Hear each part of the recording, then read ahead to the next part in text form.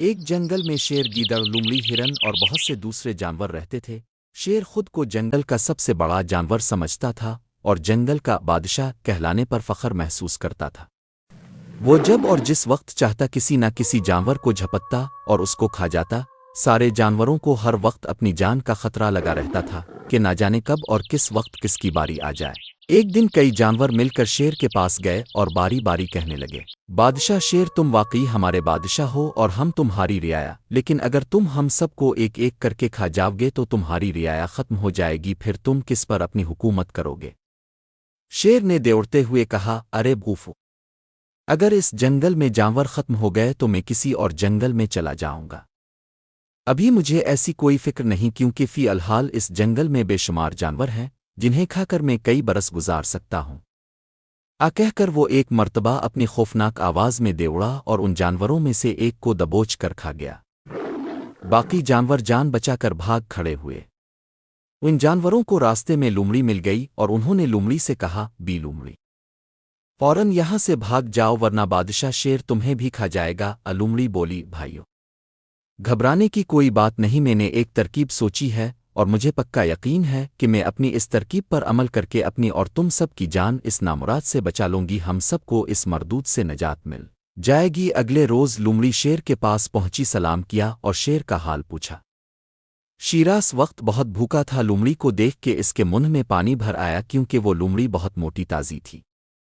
اس نے لومڑی سے کہا: اچھا ہوا تم خود ہی چلی آئی ہوں، ورنہ آج میں تمہاری تلاش میں جانے والا تھا۔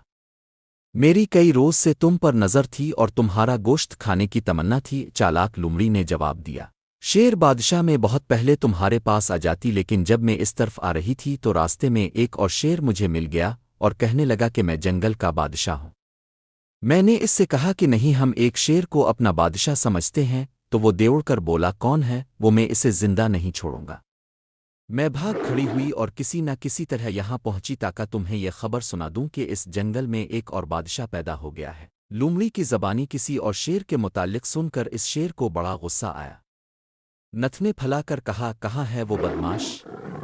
میں ابھی اس کو اس کی گستاخی کی سزا دیتا ہوں۔ لومڑی نے بتایا: وہ شیر 1 میل دور پہاڑی کے پاس کنویں کی منڈیر پر بیٹھا ہوا ہے اور اسی جگہ رہتا ہے۔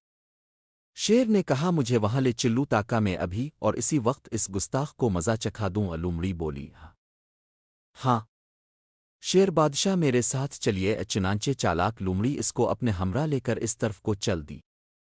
راستے میں وہ شیر کے ساتھ باتیں کرتی جا رہی تھی اور اس کی خوب تعریفیں کرتی جا رہی تھی۔ بالاخر ایک کنویں کے پاس پہنچ کر بولی: شیر بادشاہ، کنویں کی منڈیر پر چڑھ جاؤ، دوسرا شیر تمہیں ضرور نظر آ جائے گا۔ شیر کنویں کی دیوار پر چڑھ گیا۔ کنویں کے اندر پانی تھا اور پانی میں اس کو اپنا عکس دکھائی دیا تو اس کو وہ دوسرا شیر سمجھ بیٹھا۔ دوسری شیر کو دیکھتے ہی غصے میں برا حال ہو گیا اور وہ اپنی خوفناک اور گرجدار آواز میں دوڑا۔ قدرتی طور پر عکس کے اندر بھی شیر دوڑا جس کو وہ اپنا دشمن سمجھتا تھا۔ 2-3 مرتبہ یہی تماشا ہوا، آخر شیر نے شدید غصے کی حالت میں عکس والے شیر پر حملہ کرنے کے خیال سے کنویں میں چھلانگ لگا دی۔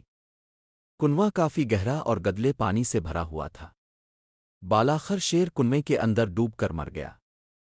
لومڑی خوشی خوشی اپنے دوست جانوروں کے پاس پہنچی اور انہیں خوشخبری سنائی: میں شیر بادشاہ کو ختم کر آئی ہوں، اب ہم سب کی جان محفوظ رہے گی۔